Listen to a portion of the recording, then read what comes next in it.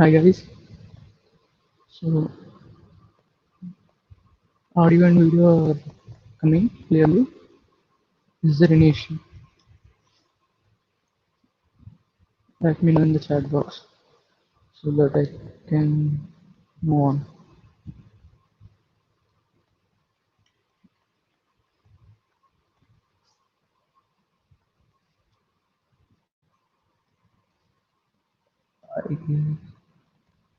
Okay, so I guess the screen will be visible. Okay, that's good. Okay, so I just learned that I can remove my profile picture from the screen. Till now I don't know. So I hope the code will be much more clear right now.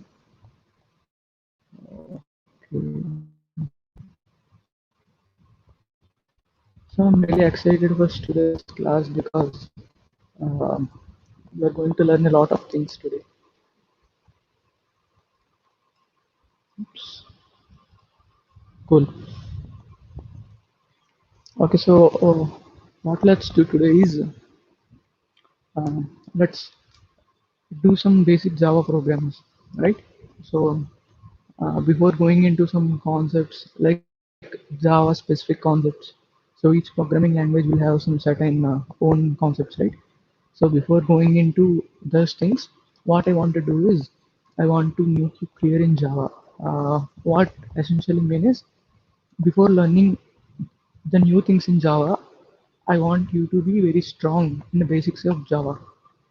So that's why what I will do is I will take a language that you mostly know, Python or C++, and do convert those programs into Java. So which might make sense, right? So instead of learning Java, we are translating the known programs. So this will give you a clear picture about Java, how things look and how different things will matter in Java, right? So let's start the session. Okay, cool. So if you might have already know, sorry, I don't need this kind of thing. So I just wrote some plain Java, plain code. So just to recap, this is the outer class, this is the main function, and this is the line to display the output. And whenever I click the run button, I will get the output here. Oops, sorry, the variable is not declared. Awesome.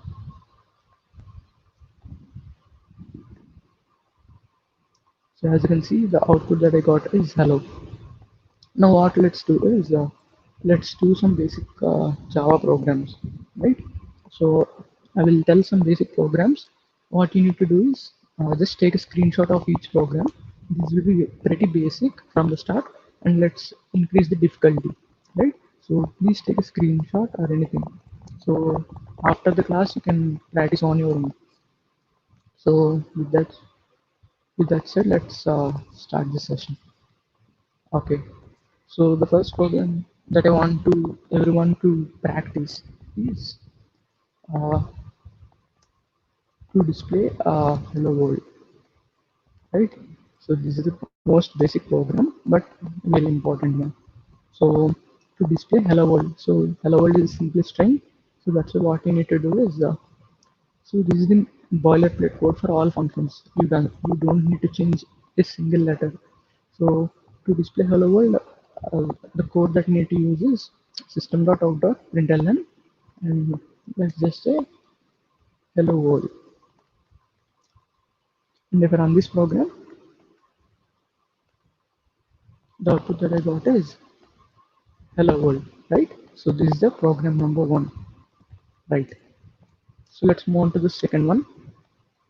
Uh, the second one is to add two numbers. Let's just do a program to add two numbers. So one more thing is static, which means the values will be predefined, right?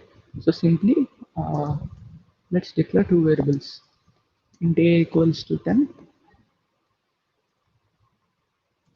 int b equals to 20, and and C will be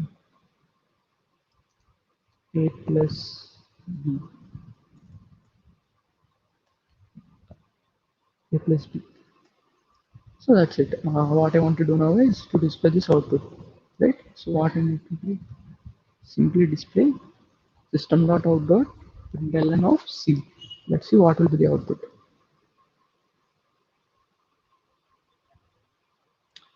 So as you can see, the output that I got is 30 because A is 10, B is 20.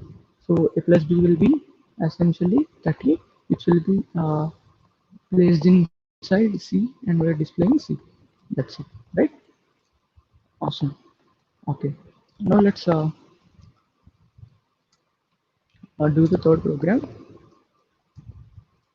to add uh, two numbers.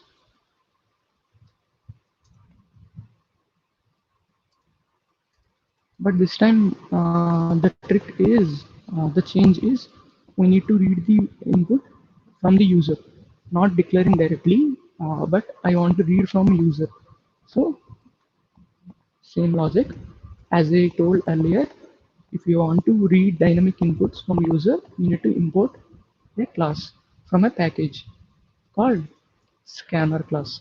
So which will be inside of java dot util dot scanner class. Oh my god, scanner class, right? Okay, awesome. So I imported the scanner class. So as you might already know, Java is a pure object-oriented language. So everything will be a class. So a class cannot live without an object. So that's why I need to create an object. So scanner ob equals to new scanner. And if you remember correctly, the system function which we use to display output has two types of methods. System.out, which will be used to display the output, and system.in used to read the output. Sorry, input. So that's why I need to pass a parameter system.in, and don't forget the semicolon. So now we can use this object to read the variables. So int a will be, let's print the lines so that the user can understand. System dot out dot println, enter a, and the value will be a equals to, this will be an integer, right? So ob dot, what is the function to read an integer? Ob dot next int. So the same logic will be applied for variable b as well. So enter b and int b equals to ob dot next int. So the same logic again. Int c would be a plus b. And what I need to do, I just simply directly need to display the output onto the console, which is system.out.println of c. So this is the entire code to add two numbers which reading input from the user. So let's check the program.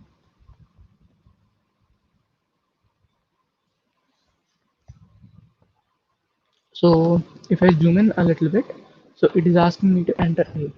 I entered a equals to 10. So the next enter b, I will enter 20, and the output that we got is 30. So awesome.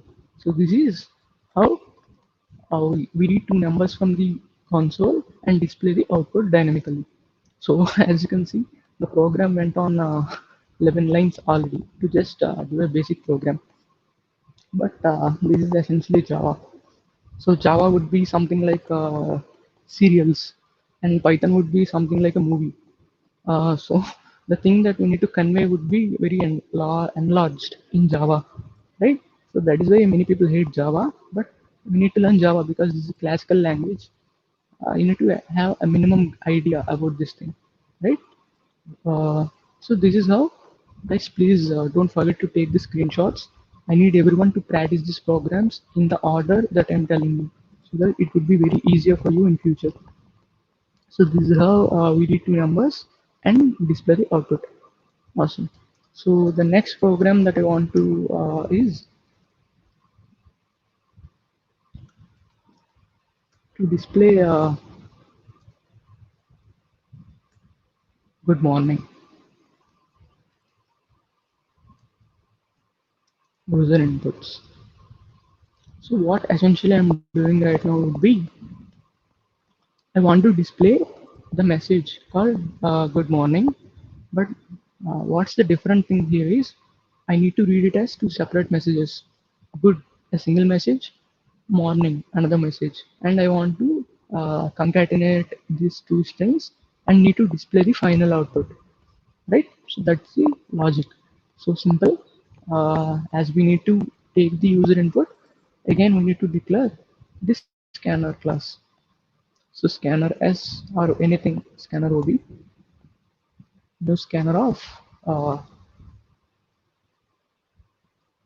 system.in, and I need to read the output, right? So that's why simply as we are reading strings, so string S1 equals to uh, S dot. We are not reading an integer here, we're reading a string. So that's why the method would be next string, right? Cool. And string 2 would be same. String S2 be S dot next string. So what I want to display system dot out dot print. I want to print it in line. I need to concatenate two strings. So simply S1 plus S2. That's it. So let's run this program. So as you can see, oops, what it is saying,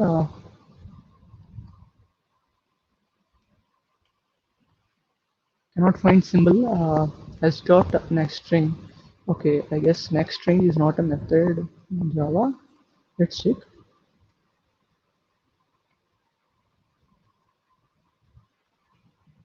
S dot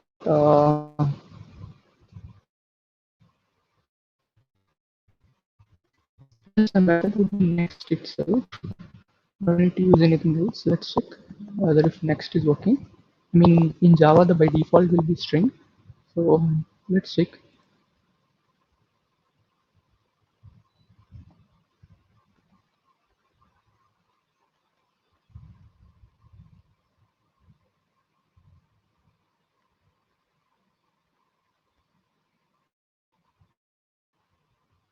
So the compiler isn't compiling the program.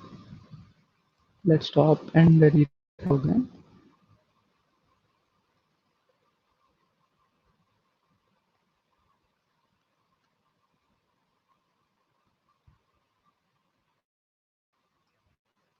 Okay, let's just stop the program and clear the console. So this is the problem with online compilers. We don't know when they work, when they don't. So run it again. And there is another method called next as well. If you don't get to, okay, uh, I guess it's waiting for the answer. So I'll just type it a message. So hello, and world. Yeah, there you go. So what I did is, so to read strings, you don't need to mention anything like next int, next float, or anything, or next cap, because default value will be string. So that's why you can directly read it as dot next. So whatever you enter, the string will be read into S1. I simply displayed S1 plus S2. But our target would be good morning, right? So I need to redo it again. So first message would be good, and second message would be morning, and the final output that I got is good morning. So guys, till now clear these four programs,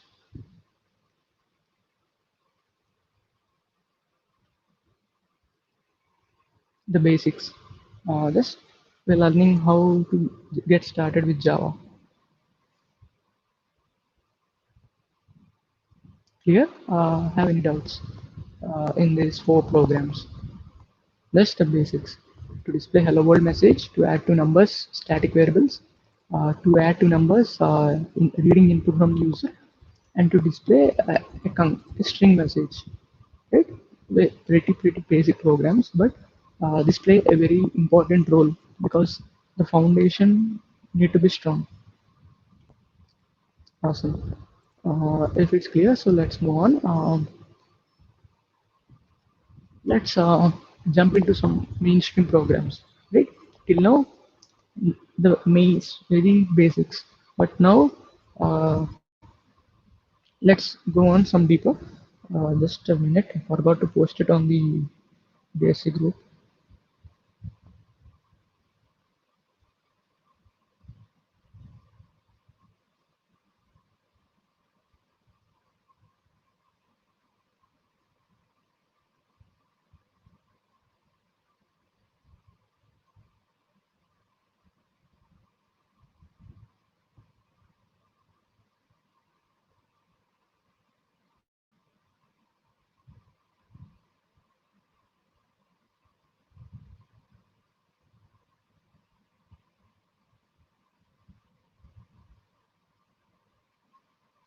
Cool.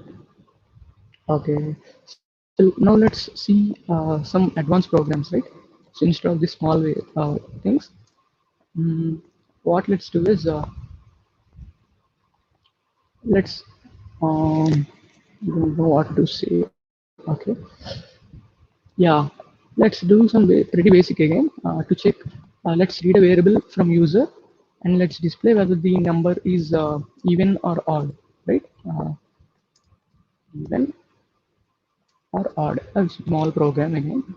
But the thing is, we need to read it dynamically. So scanner s equals to new scanner and system dot in. So this is the line you need to remember. And now let's read a number. Int a would be as dot an integer. Cool. So the logic would be I need to display whether the number is even or odd, right? So that's the thing. So to do that, what we need to do? Simple if else. So if a division mod 2 equals to 0, then what I need to display? System dot out println, then the number would be even, right? Else this is the number would be odd. So that's it. Let's take this program.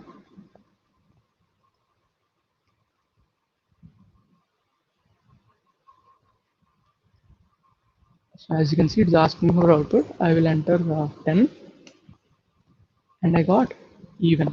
So the program is working fine. Let's check for an odd number. Let me enter 13. 13 is an odd number, right? And I got odd. So cool. So that's how same programs in C++ and Java with a minor to little changes. Okay. Uh, Now let's get into one more program.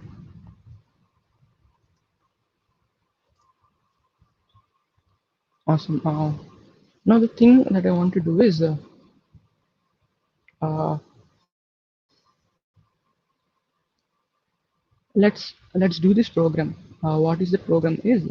Uh, I want to display uh, sum of digits in a number, right? For example, if the number is 123, I want to display 1 plus 2 plus 3, which would be 6, right? So this is the thing that I want to do right now. So let's do this.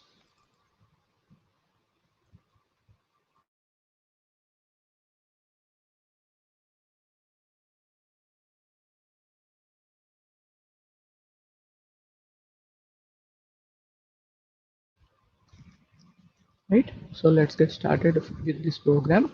This thing would be quite exciting, I guess, because it's very, not that simple program as it might seem, because unlike Python or C++, this thing would be very, a little bit confusing. Display sum of digits in a number. So this is the program that I want to do right now. Okay. So as usual, I need to read an integer, right? Int a equals to s dot next int. Well, so a would be the value he enters. Now what I want to do is uh, to get the individual numbers and to add it to the final result, right? So I will create another variable called sum, which would be initially 0. Now comes the main logic. So as you might already know, the logic would be simple. We need to recursively division the number by 10, get the remainder, which gives the final digit, and divide the number by 10 again and repeat the same process. Right? So simply, let's keep a while loop, and while uh, what essentially I'm doing is, if the number is 123, I need to get 3 first and convert the number as 12. Repeat the same process, get 2, repeat the same process. After removing 2, after dividing by 10, the number would become 0, right? So we need to repeat the loop until a not equals to 0. While a not equals to 0, what I need to do, I need to get the remainder. So int r would be just a random variable equals to, I need to divide by 10. So the final digit will be into r, and I need to update the value of a by dividing with 10. A equals to a by 10. So what would happen is, let's take an example. The number that we, a would be 123, just an assumption, and here r would be 3, and a will be updated as 12. In the next iteration, a would be 12, and the remainder would be 2, and the number would be 1. And in the next iteration, this will be 1, and the remainder would be 1, and the number would be 0. So the loop terminates here as a not equals to 0, right? So that's how this works. And now the main logic would be, I need to add sum, right? So sum equals to sum plus remainder. So after the loop gets finished, I can simply system dot out dot println of sum. So that's it. So that's the main logic. Let's check whether this is working or not. So there you go. It is asking me for input. I will enter 123. So the output that I need to get is 6. And the output that I got is 6. So the program is working absolutely fine. Let's check for one more.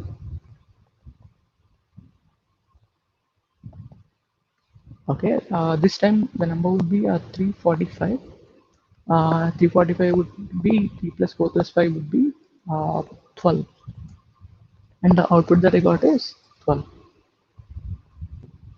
So this is how you would do this program in Java. It's clear till now. This Do you understand this program? Small guys, very basic program. The same logic. The logic would never change. Keep this in mind. Whatever language that you are learning, the logic would never change. The syntax would change, right? So simple. That's the main trick here. Okay. What is the syntax here in C++? To read a variable we use cn, but instead we need to use the scanner class here, right? So these are the small things which would vary, but most of the remaining things would be as it is. So is this program clear? Getting Adding the numbers. Awesome.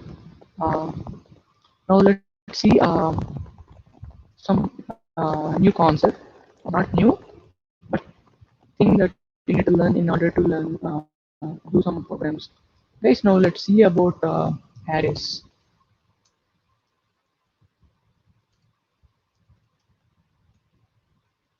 Arrays in Java. So what essentially is an array? Array is nothing but array is a collection of elements, right, of same data type. So to declare an array in Java, the same syntax as C++. How we to declare an array in C++? Int, I mean the data type, name of the array, size of the array, and the variables. 1, 2, 3, 4, 5. Right? So this is how uh, you declare. In which language? In C++, not Java. Okay. But now what I'm doing is now I want to create arrays in Java, right? So to create arrays in Java, there is a little bit of syntax difference, right? So please observe this carefully.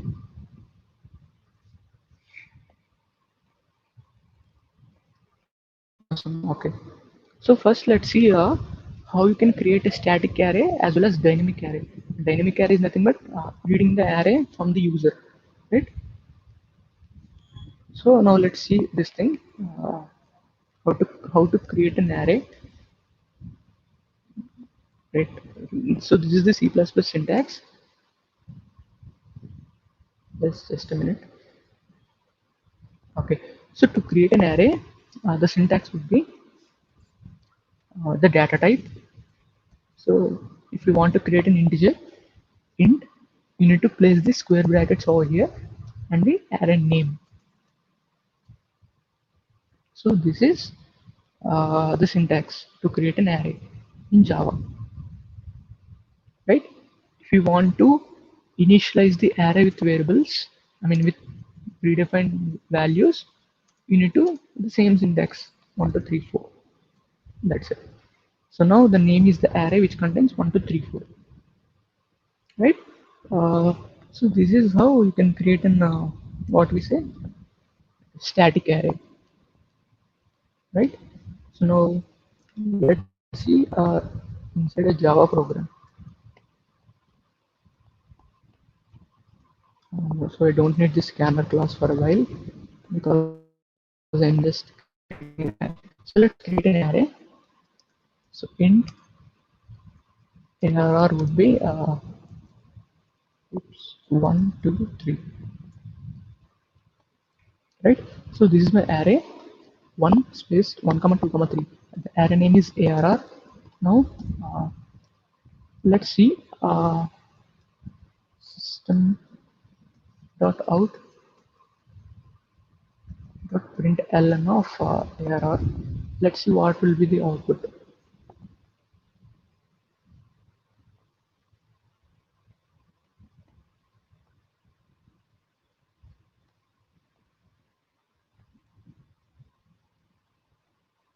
So the output that I got is some random address, I guess. So, um, so now to print elements, you can directly use it with the access. Like to print the first element, error of 0. This would print the first element, so which is 1. So the output that I got is 1. Yeah. So if I try to display array of 1, the output would be 2, right? And it is the output is 2. So this is how you create a basic, I mean, what we say, a basic array in Java. Now let's see one more way, one more way of creating Java. I mean, arrays in Java. Wow, this what is this array is? We are not specifying the size, right? We are not specifying the size over here. But assume that you want to create an array with a fixed size. I mean, some predefined size. So what you can do is you can also create an array using another syntax. So this time the syntax would be something familiar to you, like C++. int a or the array name square brackets, and you need to use the new keyword again, and you need to mention the data type of variables again. So int, and you need to keep the square brackets and how many elements you want to create. So if you want a 5 element array, you will pass it as new int of 5. So what essentially you are doing is you created an array called ARR, and you are telling to create a 5 variable, I mean an array of 5, and each element is an integer, right? So this is another syntax of which you can create an array, right? So now you can assign elements like this. Here are equals to here of it would be 0 and it would be 1. Here of 1 would be 2. Here of 2 would be 3, right? Uh, so that's it. You can now the values would be assigned into the ARR array. Right? So this is how you create an array in Java. This is another syntax, guys. Don't worry. It's syntax. Remaining else is everything. Just a little bit of syntax variation. So now, if I want to display it again, system dot out dot println there there are of 0 again. Let's see what will be the output.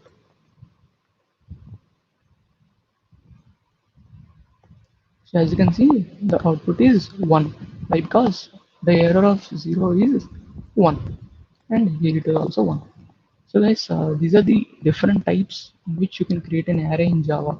So that's why I just told like this. But if this is mostly used when you want to create an array with of a dynamic size, right? If you know the size, for example, assume you are reading a variable from user and you need to create an array.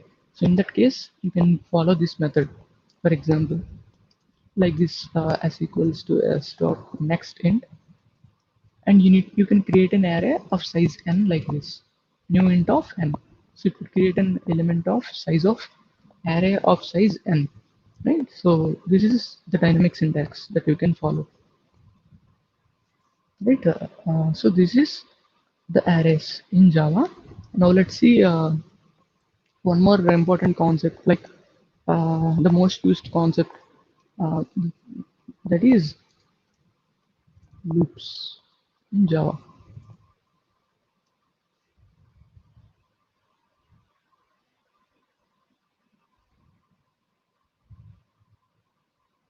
right? So let's get started. Now coming to loops in Java, the loops are similar to yeah, I forgot. I already used one loop in the previous program. I used already the while loop, right? So in Java, there is a while loop, there is a for loop, and there is one do while loop as well, just like C program. And there is also another called for each loop as well, just like Python. So the first one is while, the next one is do while, third one is for loop, and the fourth one is for each. Right? Not exactly for each. You can also say it as extended for loop. You will know shortly why it is called as this thing. But these are the main loops in Java. As you might already know, I don't have to tell about while loop, do while loop, and for loop, right? As you might have already know. I will explain about this extended for loop. Take an example. We have an array 1, 2, 3, right? So this is my array. So now what I want to do is I want to print all these elements. So typical for loop would be something like this. Print I equals to 0, I less than 3, I plus plus. What I need to do?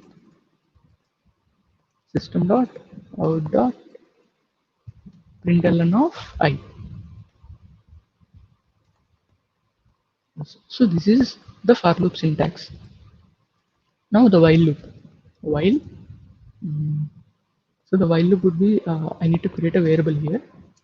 Iterator variable I need it. So int j equals to 0 while with j less than 3 in the same line. I need to display the variable, but I need to also update the variable. So j plus plus. So this is while loop. And do while loop I don't need to say I not use that much in any language.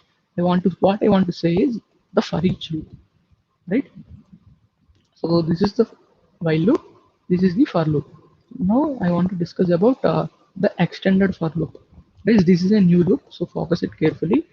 It is almost like what we say in Python. There are two types of for loops. You might know for I in range and for I in list, right? So that's syntax.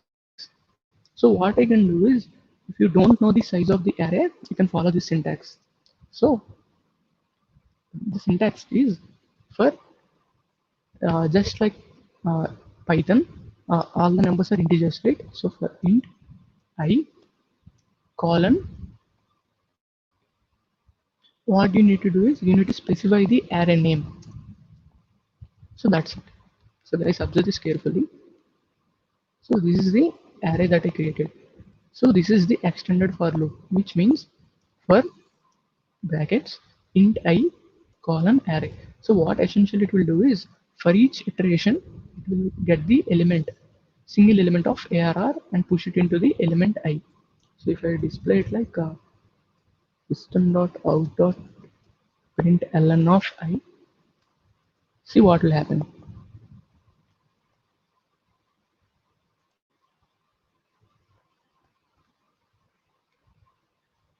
So the output that I got is 1, 2, 3. So which is essentially same as normal for loop. For int I equals to 0, I less than 3, I plus plus system dot out dot print I.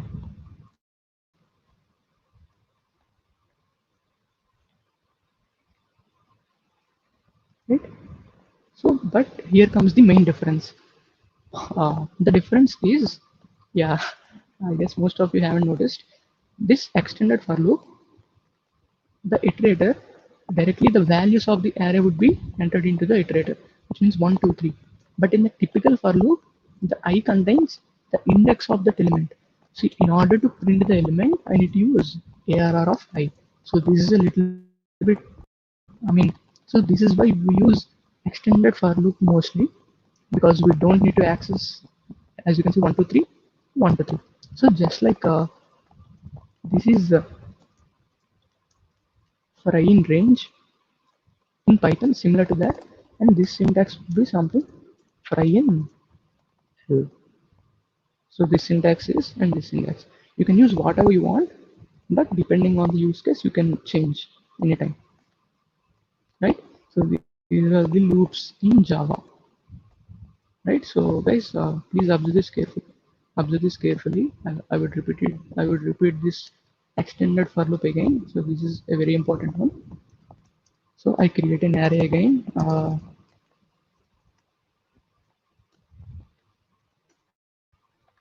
Now for what I can do is I can directly get for int I, instead of mentioning for I equals to 0, you can directly keep it like this. What you're essentially doing is you are assigning the iterator to an array. So Java internally compiles this as each element would be come into I. So in the first iteration I would be 1. In the next iteration I would be 2. In the next iteration I would be 3. Right? So that's it. If you want to print the sum of the array, I mean sum of the elements of the array, what you can do, you can create another variable and you will directly update it for each iteration s equal to s plus I. So that's it. So system dot out dot println of s. This would essentially print the sum of the elements of the array. So which is 1 plus 2 plus 3, right? So let's see the output.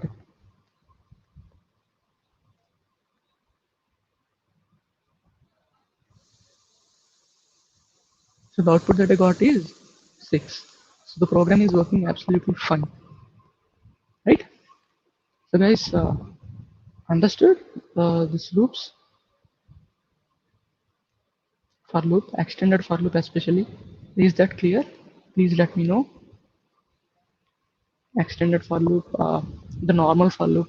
Guys, the normal for loop, the normal while loop, the same syntax. So that's why I haven't told it deeply. These are the new things that you need to learn. The for extended for loop. So the syntax is quite nice, to be honest. I like it really much. For int I, just a colon, keep the array name. That's it. It would automatically get the each element and insert into the array. So keep in mind, extended for loop iterates the elements, right? Don't forget that. Normal for loop iterates with index. So please keep that in mind. It's a very important one. So this is about loops in Java. That's it. Loops has been completed, uh, as well as the arrays as well. Uh, just a minute.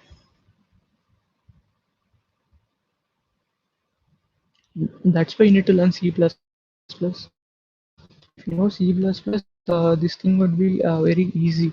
The basics,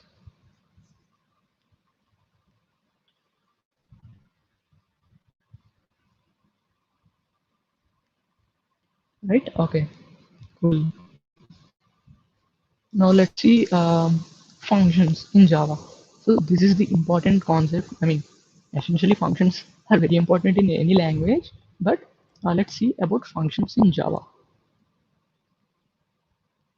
So this would be the last concept for today. I will clear it.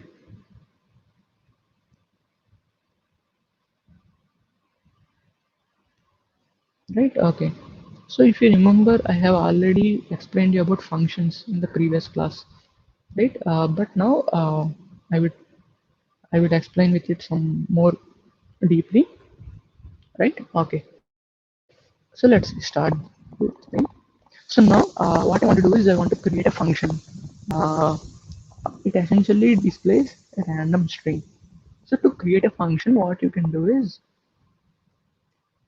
you can create a function over here between the class and the main function. You can create a functions here. So the function creation syntax is same, just like C or C++. You can directly void display system dot out dot println. Hey, so now here comes the main logic. Please focus here. Now I want to call this function called display. So now you need to remember this. Now both display and main. These are the two functions. These two functions reside in the same class called main, right? So as these are both on the same class, you can directly call it as display. So the output that we get is, oops, yeah, okay, forgot. So as I told earlier, if you want to call the method without creating object, you need to use the static keyword, right? So if I keep the static, don't worry, I will explain static in detail later.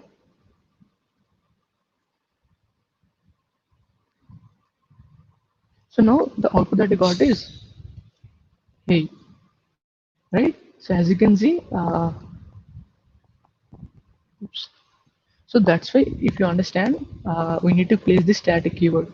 If you don't want to call it with an object, you can directly place it as a static function, right?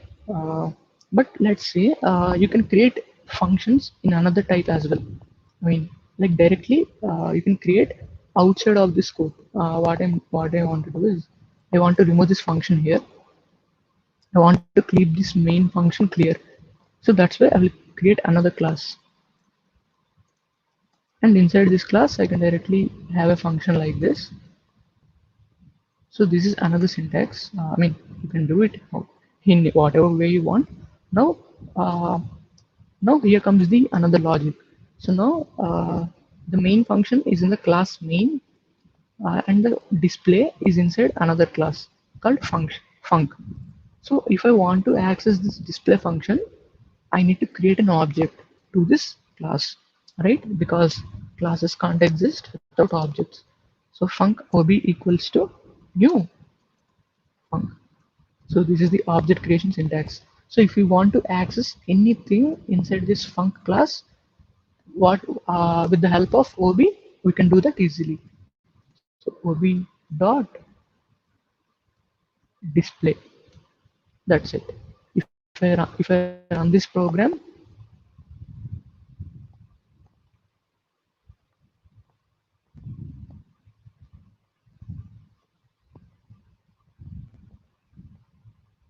the output that I got is hey.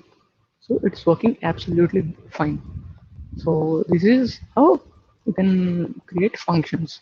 Let's say if you want to pass parameters like void add.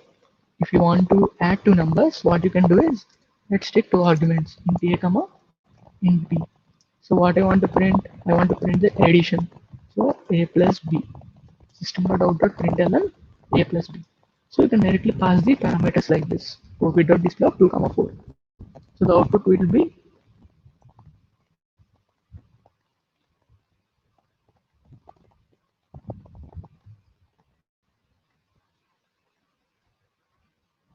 oops, cannot find symbol. Oops. Okay, looks like there's some syntax error here. What it's saying is variable ob main. It's happening.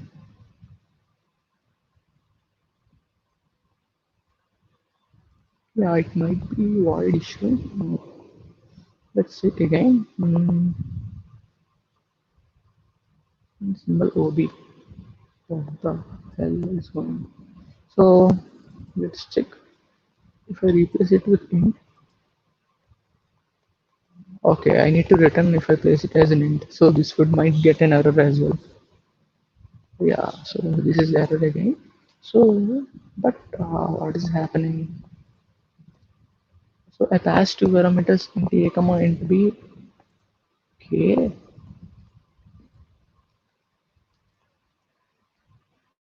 oh, missing return statement. What? Missing return statement for a void function. I don't know what causing this error. Let's check. Okay, let's do one thing.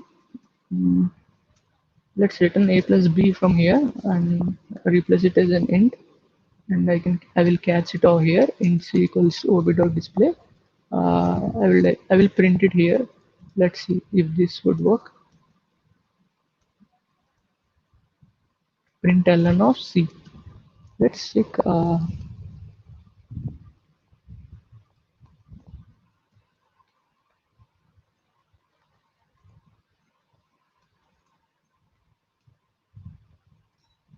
So it again states cannot find symbol. Okay. Oops. Okay. Yeah. Okay. Got it. Let's check this way. Public int add. Will this work?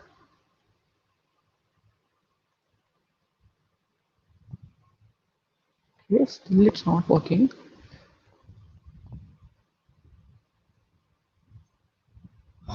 Honestly, I don't know what's happening here. Let's check another way. Uh, maybe the issue with the online compiler. Not sure.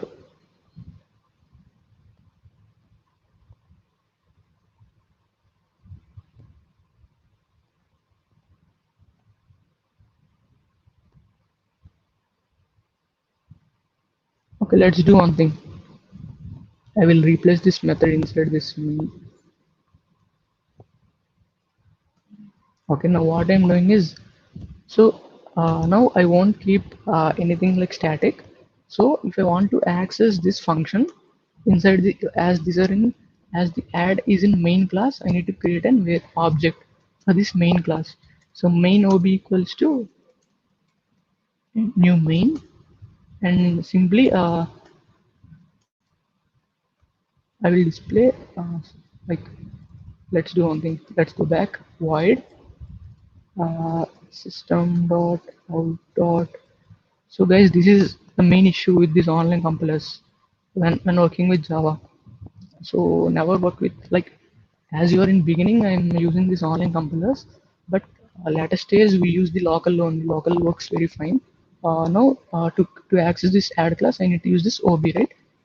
Ob dot add 2 comma 4, 2 comma 34, 2 comma 3. Let's see if it works.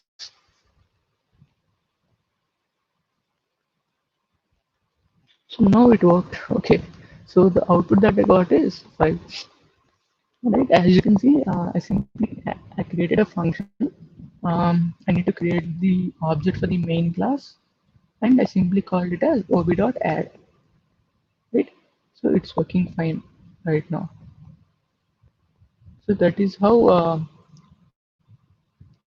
I don't know why the previous one didn't work. Maybe some issue with access type. I don't know. Let's see if it don't work in local scope. I It will work because it is the general syntax. But this is another syntax. I mean, if you are creating this function inside the main class, you need to use this syntax. Essentially, this both are same, I guess. Okay, okay, yeah, I got the, I found it. I got it. So now this is the function created in the same class. What if, what if I want to access the function outside of this class? So this is our situation, right? So I'm displaying it over here. System dot out dot println a plus b. Uh, so this is the syntax that we wrote, and this is, let's see if it works. It doesn't. In my Okay, let's check for the output. Come on, compile. So this would throw an error. It's just because the class function and class main have no relation, but we are calling the function inside this main. How can it find the function class? We need to tell it. I mean, we need to create a relation between these two classes. So to create a relation, what we need to use? We need to use inheritance. So that's why I need to extend the main class to the func class. So this would essentially fix the problem. Now let's see if it prints 6 or not.